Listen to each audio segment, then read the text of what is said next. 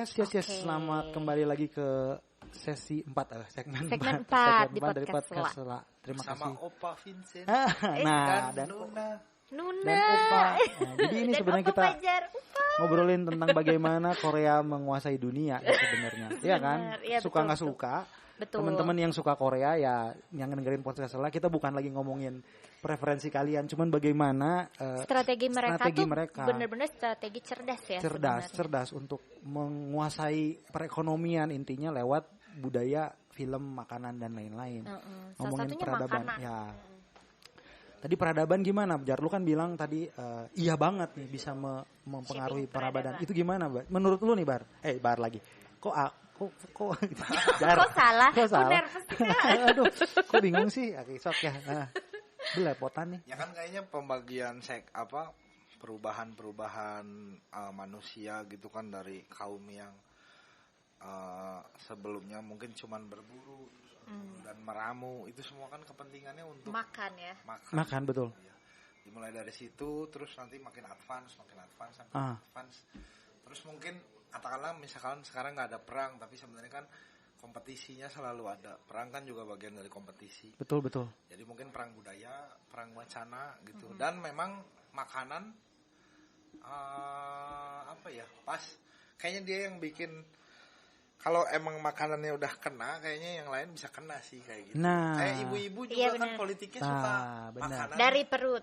Walaupun misalkan nih maaf, sekarang idenya emang nggak semua perempuan harus masak lah apa. Cuman ingat obrolan ibu-ibu dulu gitu kan, misalnya ngomongin ke anak perempuannya gitu, supaya suaminya nggak sering pergi-pergi, masaknya harus enak supaya tetap bertahan di rumah misalnya. Iya.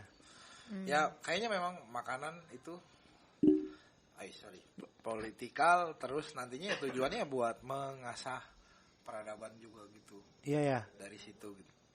Ya kalau tadi hubungannya apalagi sama Koreaan, yang paling memang saya lagi aktif banget di pikiran saya tuh mempertanyakan soju halal itu memang. Oh iya. Soju halal. Iya. Orang, jadi saya ngebayangin prosesnya sih, misalkan soju halal, dia berarti gimana nih, air dikasih rasa soju, atau dia soju yang udah ada direbus didilut sampai alkoholnya hilang. Gitu. Tapi sorry, ini yang buat siapa?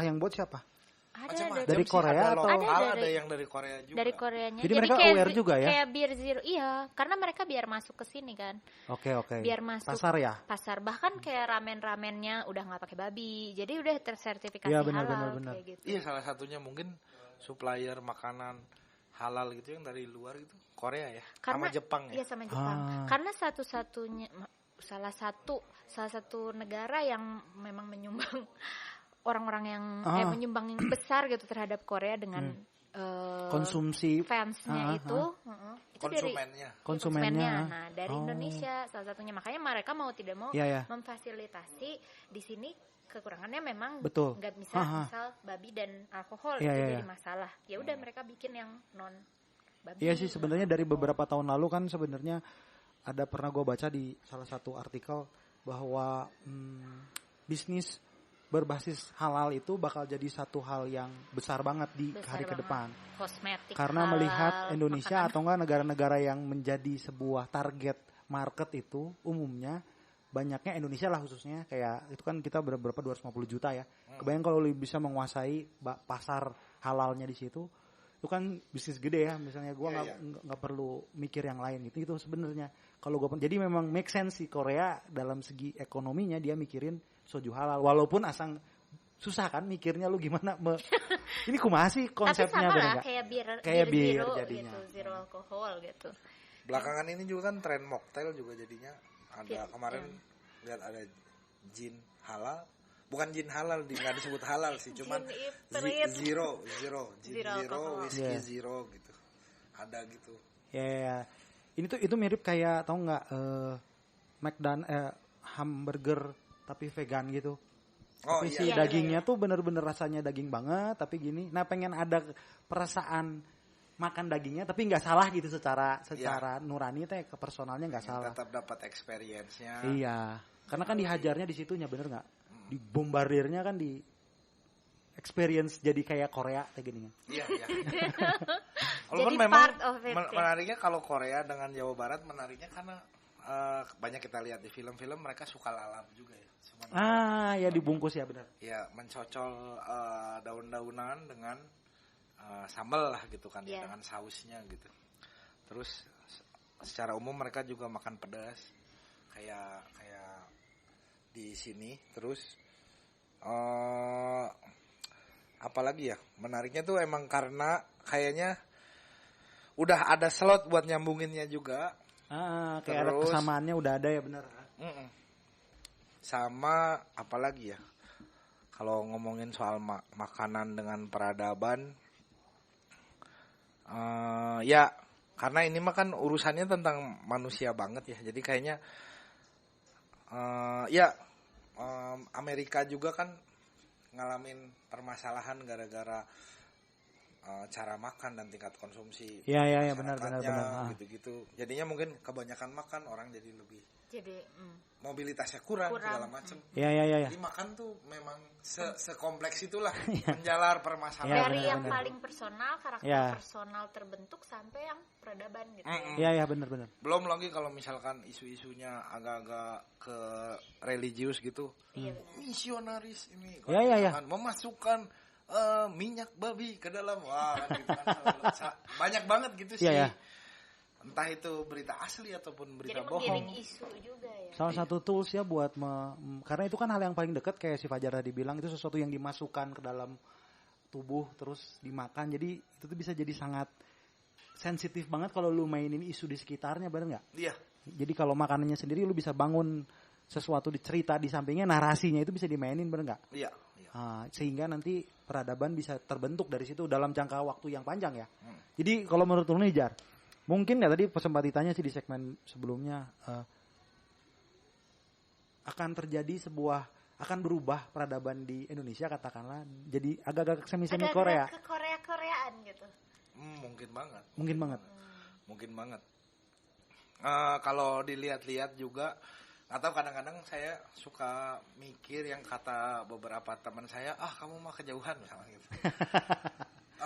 Dia nggak harus bentukannya sangat formal kayak tiba-tiba misalkan orang mengganti kata AA jadi opa gitu. Tapi yang jelas kayaknya budaya kemamanjaan ya, maksudnya si bahasanya teh ya memang orang Bandung sudah sangat terdengar manja ya. Pas saya dulu pindah ke Bandung, wah ini kok rasanya manja ya, enak ya di sini gitu, dimanjain. Nyaman ya. Nah si memanjaan Korea itu kayaknya masuk. Bertambah. Iya, secara gestur orang. Terus juga apalagi musik, kalau diperhatiin musik pop mulai pindah-pindah nadanya juga sudah atau mulai. Mungkin jangan-jangan musik saya sendiri. Siapa tahu. Ya gitu. Mungkin album kedua udah Korean. Korea, influence-nya udah kuat banget. Ada yang joget. Tapi yang menariknya, saya pernah ngebayangin bahwa mereka lumayan ada tahu awalannya gitu loh. Misalkan ini disiapin satu buku novel ini untuk dibaca anak SMP supaya misalkan mereka jadi kuat secara bromance gitu. Nge-shape mental, nge-shape karakter juga ya. Iya.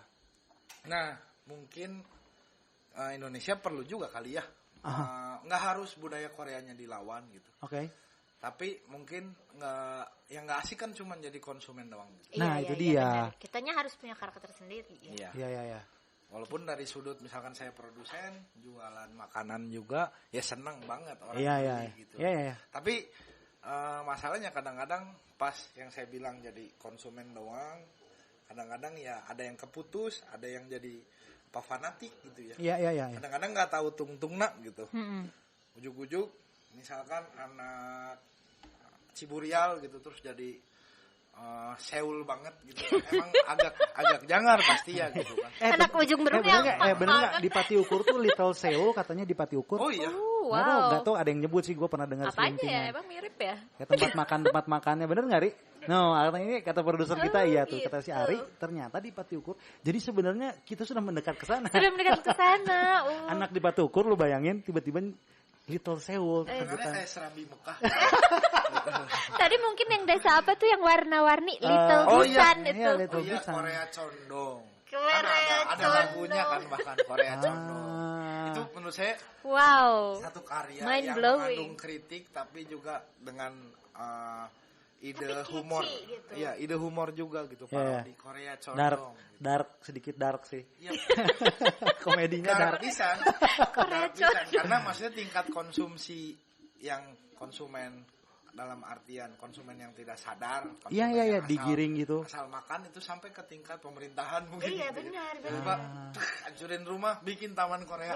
Iya. Koreaan. Nah, ini gue pengen nanya tentang tadi kita pernah bahas you are what you eat. Nah, ini kan nyambung ya. Kayak tadi ngomong makan sembarangan tanpa lu pikirin, bukannya kita bilang nggak boleh makan Korea ya atau makan yang lain. Ini iya semua spektrum makanan yang sehat yang nggak sehat. Bener nggak pernyataan tentang you are what you eat menurut lu, Jar? Nah, ini lagi-lagi quotes juga kadang-kadang ada konsumen fanatiknya gitu. Ya. Nanti kalau Anda gitu. Ya memang benar, pasti benar. Ya. Pasti benar. Cuman tergantung nanti mau digiringnya kemana gitu. Iya.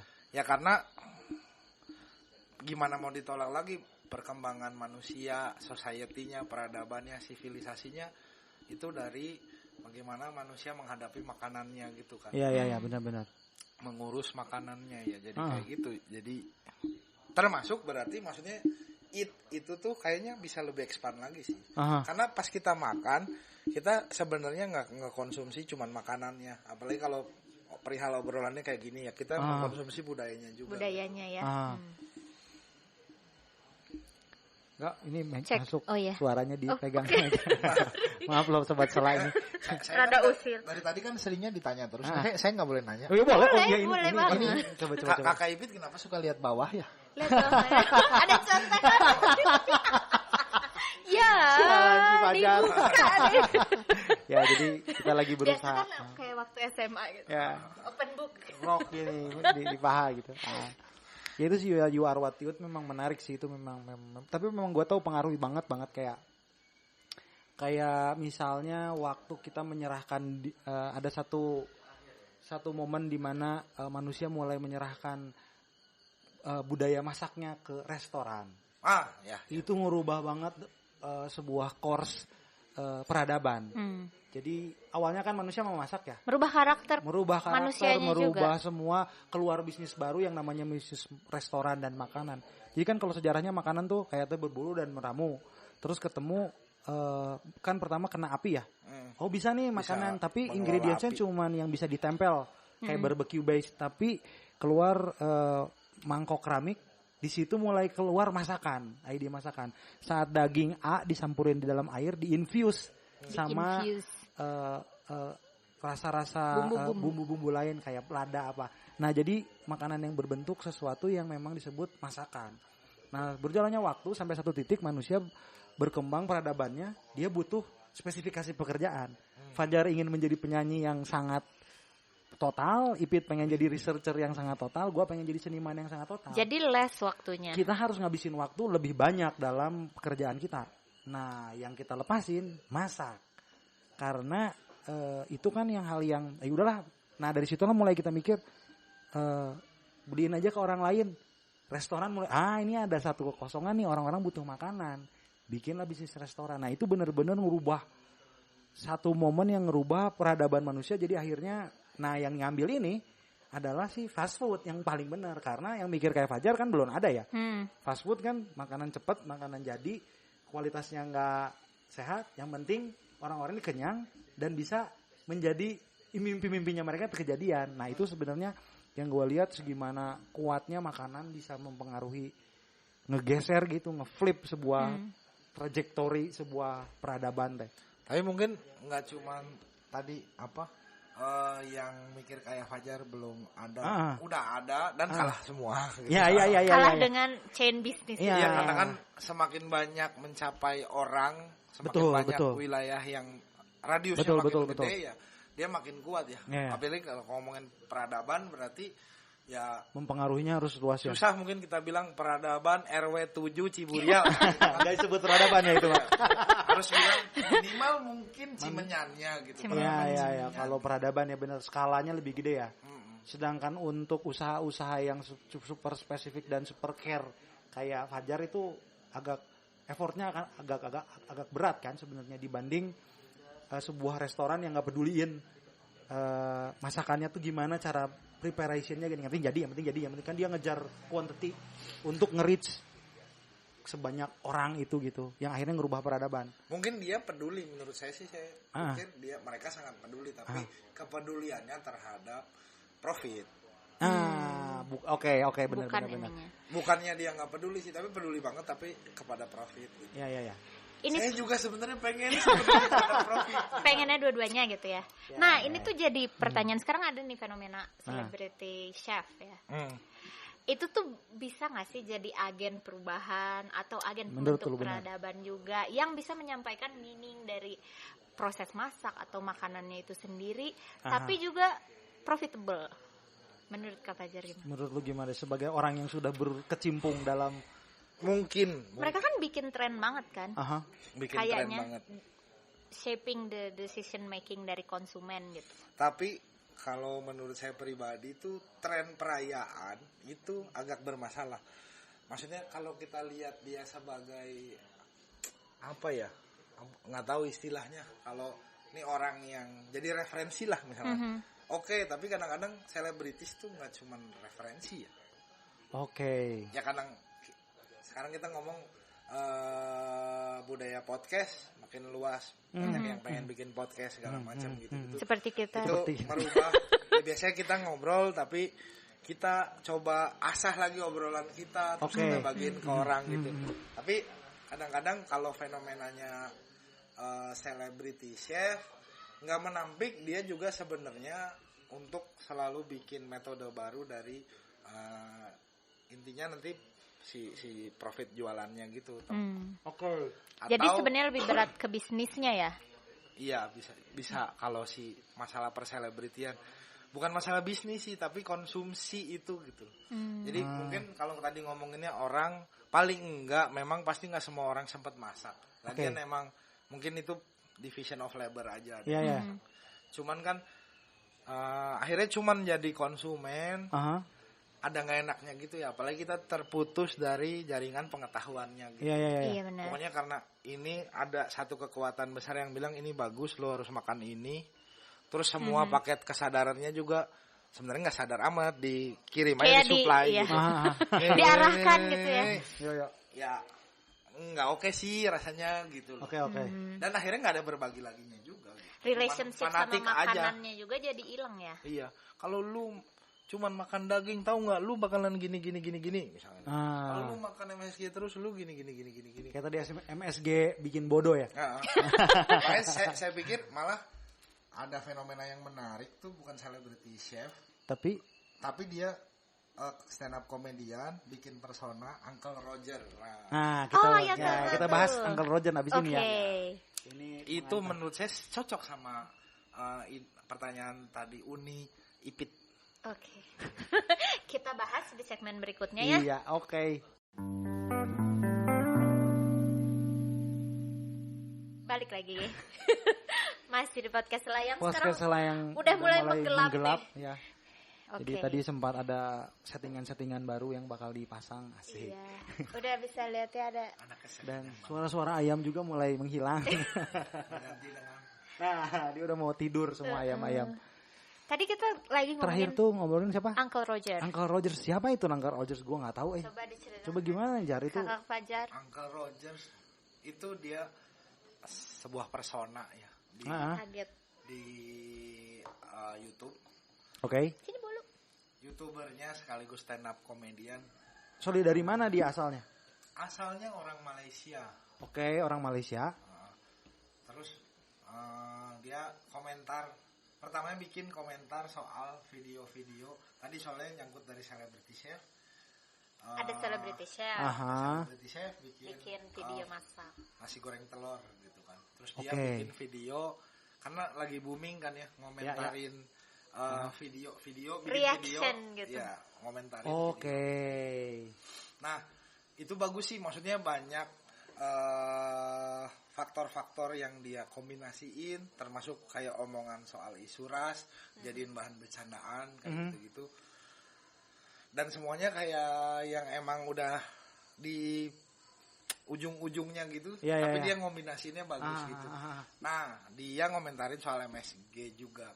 Kenapa menurut saya bagus? Intinya ya, nanti bisa lihat sendiri lah ya kalau si Uncle Roger channelnya kayak gimana.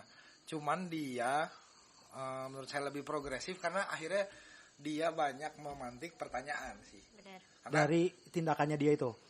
Dari tindakan dia, dari kontennya dia gitu loh. Dia nggak, memang dengan bercanda dan orang tahu itu konteksnya bercanda, dia membela dengan kuat MSG gitu kan sebagai King of Flavor gitu. Terus Asia Pride gitu gitulah. Tapi banyak hal termasuk gestur kecil kayak nyimpen ini, terus masak nggak usah repot, yang penting ada rice cooker, dia sangat memuja rice cooker. Sangat memuja seperti saya ya, memuja rice cooker. Itu bagus sih, maksudnya dia ngomongin daya, akhirnya iya ya sebenarnya gue bisa bikin sendiri gitu. Kalau selebriti akhirnya numpuknya tetap ya dia yang cuman bikin. Dia yang bisa ngelakuin karena dia selebriti. Terus dan jadi lebih deket juga ya pesannya, kayak dia part of that culture gitu.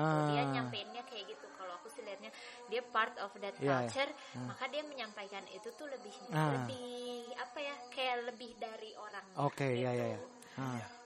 Dulu ini mau stop dulu nggak? Boleh kayaknya. Kita stop dulu azan kali ya? Iya. Biar nggak terlalu ini ya. Mau jadi ini kan imam. Saya mau nih. Sobat Salah maaf ya, kita harus ini udah mulai berkumandang, saatnya ini menunaikan kewajiban. Iya. Sebentar ya. Ya.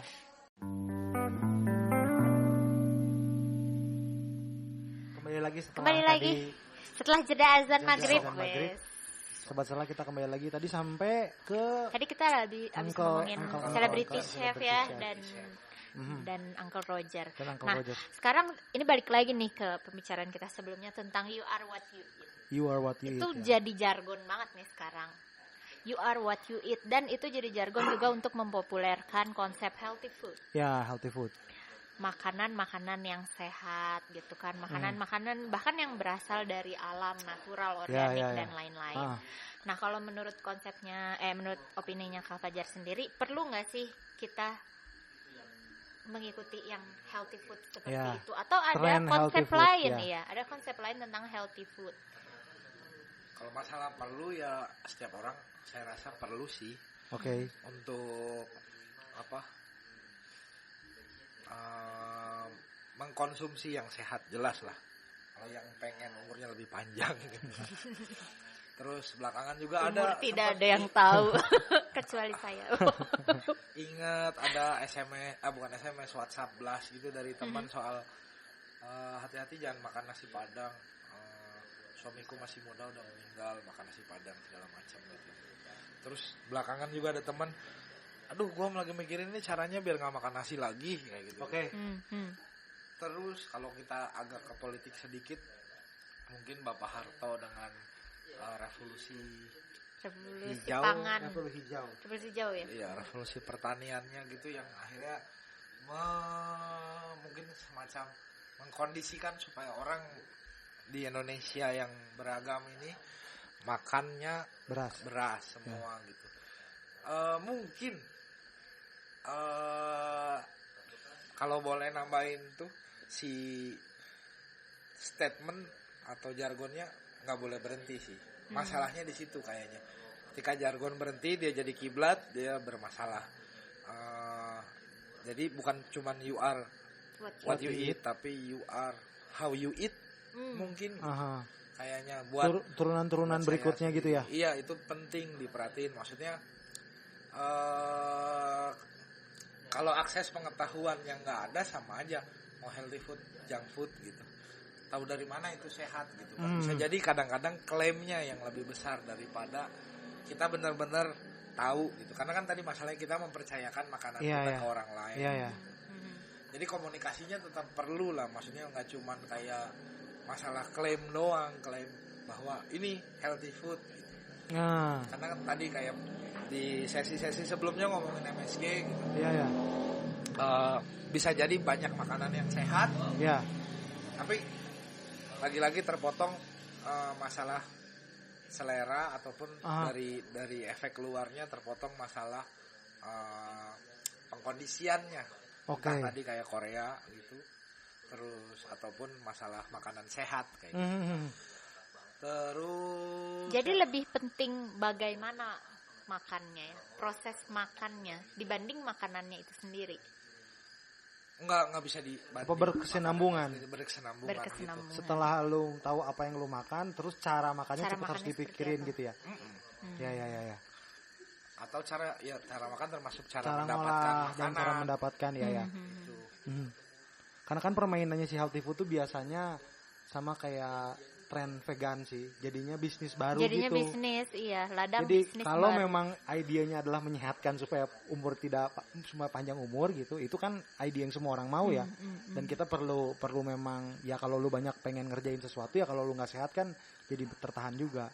Cuman yang jebakan-jebakannya tuh gitu kan saat katakanlah kapitalisme masuk gitu. Dan, wow, ini ada ladang. Ada fanatisme baru. Iya, masuknya lewat ideologi. Iya, gitu. Itu dia yang perlu dicermati oleh sobat Sela semua kali. Bahwa semuanya tuh nggak se clear itu gitu, bahwa selalu at the end akan ada permainan seperti itu. Nah, gimana nanti sikap kita di waktu melihat itu dengan cara mempertahankan tadi jargonnya, bagaimana tetap memikirkan langkah-langkah berikutnya. Benar nggak gitu, Jar? Iya, kayak misalkan sekarang orang trennya lihat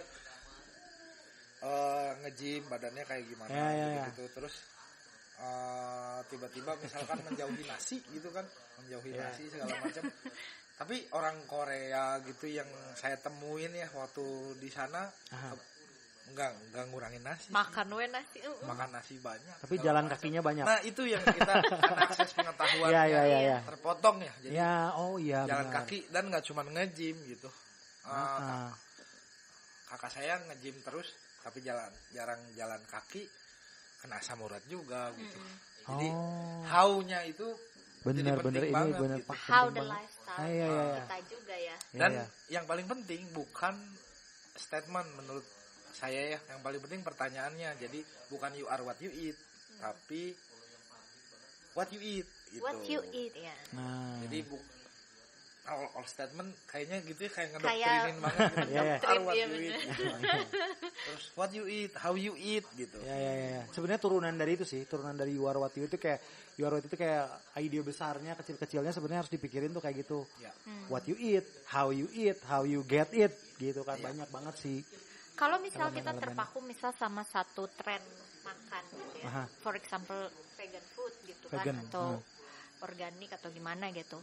Atau dulu ketika zaman boomingnya fast food gitu kan, itu ada efeknya nggak sih ke lingkungan? Jadi ekosistemnya nggak stabil atau gimana? Ya macam-macam banyak sih. Maksudnya sebelum tren sekarang kan tren makan tempe itu di YouTube banyak banget ya. Orang-orang luar Indonesia juga akhirnya udah mulai makin terbiasa ngomong tempe gitu ya. Kan. Stik tempe. Terus dulu itu bagian daripada jargon juga di kita. Kami mah orang sederhana, makannya cuma tahu sama tempe gitu. Dianggapnya makanan murah. Sekarang tiba-tiba tempe mahal gitu. Tapi pas waktu kita mengkonsumsi tempe banget zaman dulu gitu, kita sampai mungkin ke nggak sengaja kita nggak menyadari bahwa ternyata kedelainya bukan punya kita sendiri. Ya. Atau dimodifikasi, direkayasa. Iya, benar. Apa GMO. Genetically modified organism. Gitu. Nah, gimana tuh Kak Fajar memandang GMO? Apa I don't care lah gitu atau bahaya nih gitu. Peduli lah, tapi toolsnya memang saya masih kurang banget. Kayaknya Kakak Ipit lebih banyak toolsnya. Maksudnya ya untuk melihat itu gitu. Terus ya gimana ya gitu. Terus cuman tahu katanya masalahnya harga tempe kita nggak kejar kalau misalkan pakai kedelai dari yang lokal. Yang lokal gitu. Nah, berarti kan yang masalah lagi balik lagi ke budaya lagi gitu. Kenapa tempe teh harus dianggap kayak di deapresiasi? Harus murah gitu ya. Deapresiasi gitu kesannya. Iya. Ya kan jadi ada yang jahat juga rasanya gitu. Mental gitu. tempe lo. Nah. Sekarang berarti mental vegan dong. Berarti mentalnya sehat dong. Ya gitulah. Bentuk sangat memusingkan ya. Iya, benar. Jadi sebenarnya care juga ya sama masalah GMO ini. Kan bukan cuma tempe ya sebenarnya, yang paling deket tempe. Kayak buah-buahan banyak. Padi juga kan? Padi tahan ini, tahan itu. Jangankan masalah GMO, kadang saya aja pusing sama istilah organik gitu misalnya. Ini sayuran organik terus kalau bukan semua organik juga ini apa ya gitu. Agak-agak mengkhianati pelajaran SD gitu kan. Benar. Unsur organik gitu kan. Ada information ya kenapa satu disebut organik, dan kenapa yang juga ya. Organik itu kan sebenarnya yang dari alam. Semua yang kita ini petik langsung organik gitu. Iya, kalau makanan yang dari tumbuhan. Dan ada sertifikasinya ternyata, ada sertifikasinya gitu kayak lu dicek. Kalau misalnya lu mau ngasih nih, misalnya lu mau masukin selada dari sini ke toko yang organik gitu, ada sertifikasinya gitu. Jadi dicek ke sini. Akhirnya ada ekonominya. Ya, yang gua tahu tuh salah satu faktornya tuh airnya nggak bisa air ledeng. Harus air asli. Mata air. Kebayang nggak di mana di Bandung bisa bikin kayak gitu? Nah itu kan. Nggak boleh pakai pupuk. Ya itu ada banyak lah turunan-turunannya. Jadi susah sebenarnya. Gitu. Kadang-kadang bahkan yang lebih sini lagi kayak saya suka bingung antara buah sama sayur. Itu tomat ya, kalau nggak tomat tuh buah apa sayur? Nah itu. Sebagai yang suka masak apa nih? Tomat, sayur. Saya lebih mengkategorikan sebagai enak aja gitu. Jawabannya enak ya. Ya benar. Soalnya itu adalah buah. Tomat buah. Kalau bonteng? Buah juga. Kalau biji sawi? Biji sawi biji. Mestinya kita nggak cuma buah, sayur, biji. Perlu nggak nih mengedukasi seperti itu? Iya. Perlu lah. Perlu ya. Kan tadi what you eat. Ya. Itu kan di what-nya juga gitu kan, itu ini sayur, ini bukan sayur. Siapa nih yang paling perlu? Yang pelaku masaknya atau konsumennya? Harus semuanya bareng-bareng. Bareng-bareng ya. Makanya gini, kalau mentalnya nggak konsumsi doang atau super konsumen doang gitu, berarti utamanya pertanyaan bukan jawaban. Ngebangun keinginan curiosity bertanya seperti yang bikin podcast isinya pertanyaan. Capek ya ditanya. mau nanya apa? Ya mau nanya apa selain tadi Ipit ke tertangkap tangan. Tertangkap tangan mencontek gitu. Ya Kak, paling kan nanya lah, kan nanti jadi ada bisa komunikasi gitu. Enggak cuman hap gitu lah. Ya. Iya benar ya. Oke. Kayaknya sampai di titik dimana Fajar perlu memberikan wejangan kepada kita semua sebagai closing statement atau gitu. wedangan atau ya. Closing statement terutama tentang makan dan makanan ya. Dan semua hal yang di antaranya, di sela-selanya. Itu susah banget sih, cuman saya kalau nggak langsung ke soal makanan, tapi bisa lebih general itu ya soal pertanyaan sama jawaban sih. Tiba-tiba nih saya sotoy berpikir bahwa hari ini kita kayaknya lebih banyak kuota jawaban daripada pertanyaan. Jadi jawaban yang ada tidak menjawab apa-apa. Itu yang paling kesiannya gitu ya. Jawaban jadi nggak fungsional, nggak design thinking. Design thinking kita harus bahas itu di salah satu podcast. Perlu nggak sih design thinking atau itu cuman tren? Ya itu selanjutnya kan kayak gitu. Ya kita disuplai terus sama jawaban. Tapi pada dasarnya masalahnya kita mungkin yang kurangnya adalah membangun pertanyaan gitu. Kamu makan apa? You are what you eat itu kan jawaban bentukannya. Kamu makan itu apa? Itu jadinya doktrin memang ya. Ini apaan sih gitu. Tapi kan orang Indonesia memang tumbuh kembang di bawah doktrin. Iya, tapi kita harus berjuang. Ya, memang itu namanya scientific mindset. Nah, kita harus selalu curious. Selalu pengen mempertanyakan sesuatu. Jadi kudu nanya sebenarnya. Tapi ingat, bertanya bukan mencibir. Ya. Itu kadang-kadang kita nggak bisa bedain ya. Ya. Kurius sama julid. Iya. Aduh, Bah, istilahnya kini banget. Ini kan ada produser saya ini nih ngibisikin lewat sana. Julid. Pokoknya produser kita paling hubungan kita sama kekinian tuh lewat produser kita. Si Ari itu kekinian banget. Kayak apa sih? Kontemporari banget. Diskursus wacana kontemporer. Oke, Jar. Itu sih kayaknya. Kalau mau ngasih pertanyaan juga boleh. Pernyataan terakhir nanti kasih pertanyaan. Iya. Gitu. Itu biar pendengar juga. Semua kan trying so hard untuk mengkonklusikan gitu. Lo kasih pertanyaan aja. Gitu. Boleh, Jar. Boleh banget. Boleh banget. Aku siapa? Kamu siapa? Kembali ke segmen 1. Mau sampai kapan gini-ginian? Ini maksudnya apa ya? Podcast ya? Apa ya? Kalau pertanyaan sampai kapan ya kita butuh ngobrol? Oke, pertanyaannya. Sampai kapan nih? Sampai ini perlu dijawab atau gimana? Nggak usah. Jangan instan. Oke, pikirin lah ya. Iya, siapa tahu. Jadi, nanti ada door prize-nya ramen. Nah, berarti waktu ini di-upload, kalau yang komen bisa jawab, kita cek langsung dapat ramen dari Gelanggang Olah Rasa. Itu jawaban yang benar dan yang tidak. Nah, itu dia yang saya bingung. Nanti kita telah menentukannya gimana, tapi nanti kita pakai mufakat lah. Ya, ini kayaknya terjawab deh gitu. Mungkin yang ini ya gitu. Anda dapat ramen. Nanti di Instagram kita bakal ini muncul produser kita yang memberikan pengumuman jawabannya. Iya. Yang menang siapa? Giveaway. Ramen. Ini ramennya enak banget. Enak banget. Sobat. Yang half boil egg-nya 2. 7 menit ya. 7 menit. 7 menit. Oke. Jar, silakan di closing dengan lagu lagi, Jar. Untuk menutup, kita pamit dulu ya. Setelah kita pamit, boleh langsung digenjreng lagunya lagu apa aja. Oke, terima kasih semuanya. Terima kasih banyak. Kita udah ngomong tentang makanan dari segala sisi. Semoga bisa menjawab keresahan kita di sela-sela di sela-sela waktu luangnya. Oke.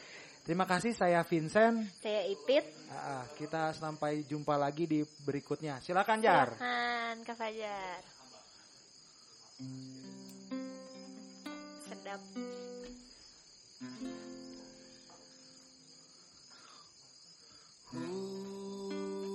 Hujan mengingatkan aku pada satu sore bersamamu. Kita menikmati waktu bersama teh hangat dan cerita. Apa kabarmu?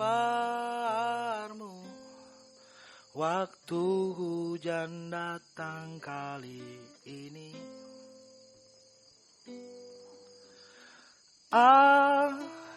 Kapan bisa bertemu?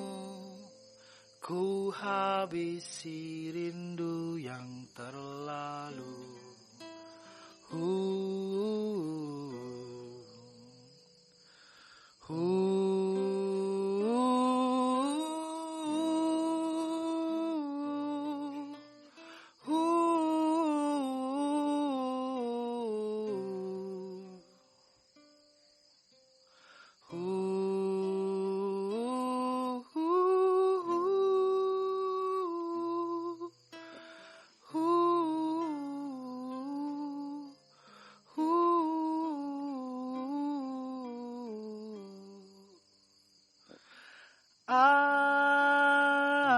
Apa kabarmu?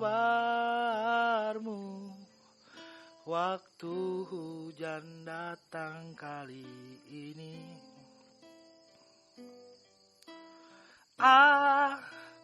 Kapan bisa bertemu?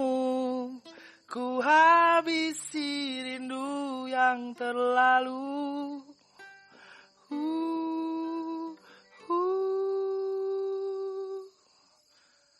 Tanpa keberadaanmu, Hujan kali ini tidak seru.